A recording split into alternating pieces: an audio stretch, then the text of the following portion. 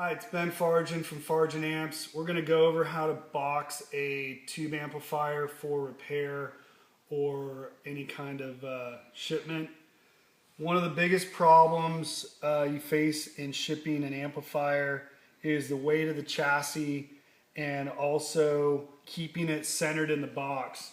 One of the most important things we're going to go over today is how to wrap it properly, how to remove the tubes, and then how to position it in a box in a way that the chassis doesn't work itself to the edge and get damaged.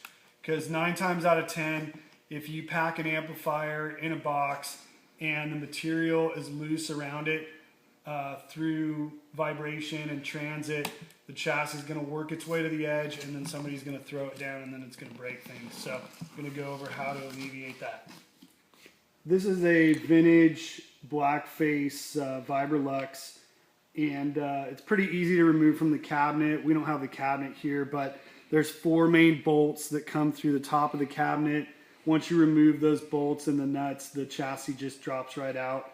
The first thing you're going to want to do when you're getting ready to ship something is obviously pull the tubes, the preamp tubes and the power tubes and the rectifier tube.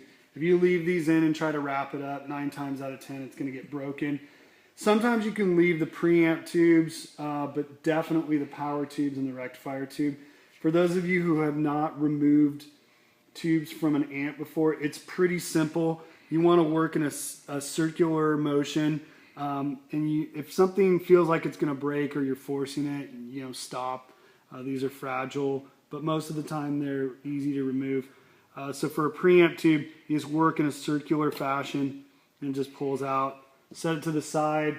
You're going to want to put the tube back in the box if you have it. If not, we'll go over how to wrap them in bubble wrap. We'll move on to the power tube just to show you.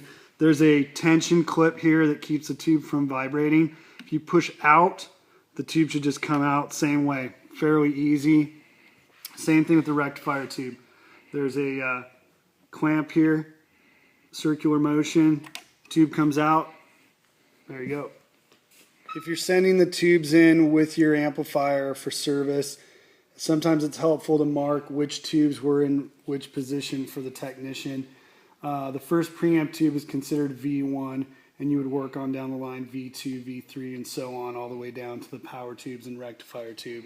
If you don't have the original tube boxes and you're shipping tubes in, best thing to do is wrap them in bubble wrap and just you go around 2 or 3 times. You can put multiple tubes in if you need to, and then place those in another box inside the bigger box to ensure they don't get broken. One of the most important things when shipping a tube amp chassis is to make sure the guts are going to be protected.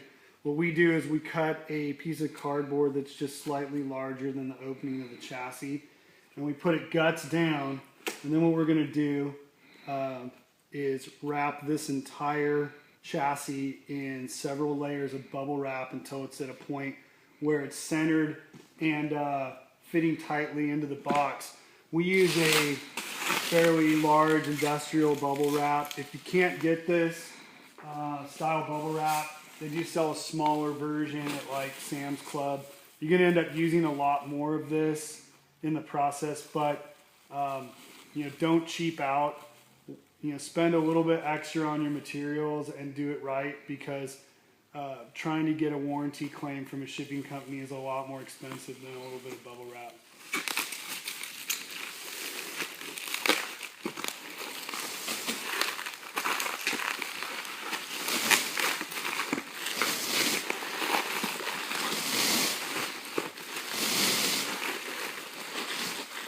To get the chassis fully bubble wrapped, throw a couple pieces of tape so it doesn't come undone. Then we're going to put it inside the box. This is a double-walled box. Normally, if we didn't have a double thick box, we'd be placing this in a smaller box than that box in another larger box with about 1 or 2 inches of either paper or peanuts or some kind of shipping material packed tightly.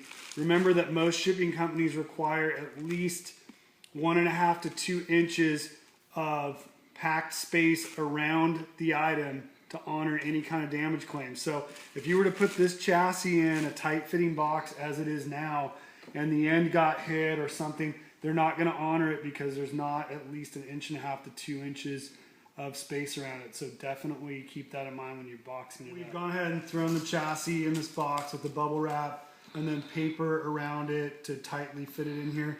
Since we have new tubes to ship back with this chassis, we're going to go ahead and throw this box in another larger box because there's not enough room to safely pack the vacuum tubes as well.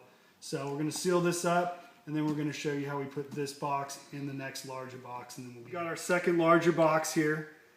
Throwing some paper down underneath it, and then we're going to pack it in tight so that everything is, you know, stationary, and no matter how it gets thrown around, it won't move.